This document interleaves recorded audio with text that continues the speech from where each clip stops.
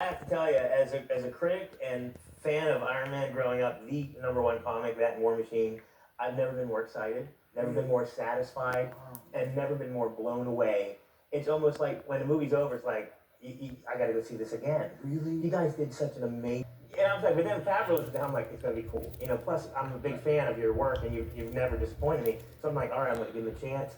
And you are Tony Stark. I mean, it's, in my mind, there's nobody else. That's so cool. So, yeah, it's like I sit here and just. Well, I mean, getting the part is one thing, yeah. And then when John and I rolled up our sleeves and said, "Okay, moron, now we've got to go make this movie and make it great," and the stuff we did and the amount of days where we realized the scene wasn't going to work, and people are like playing soccer on the stage, and we're rewriting it feverishly. It was like we literally were like delivering the baby as we were rolling half the time, and I think that's what separates us from the pack a little bit. Is there's such a sense of immediacy and spontaneity in this that I don't know if we'd want to do it the same way again because it was so stressful. Oh, really? But oftentimes we literally be pulling elements out of our ass and making these robots characters and giving them names and thinking of things to do because we knew that the world wasn't full enough.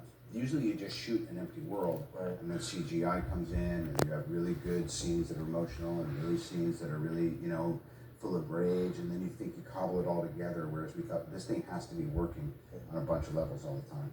I want to know and I don't want to know because it's high tech and what's real and what's not real, but there's a scene when you're running and when the explosion happens behind you at the initial when Tony Stark gets injured.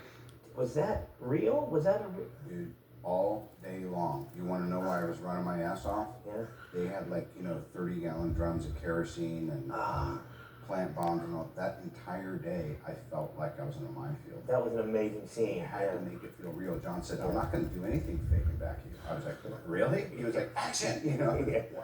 And we got to talk about the suit because if the suit doesn't work, the movie doesn't work, and it worked big time. But it looked to be. I mean, at times I would imagine you were hanging up there all day. It just.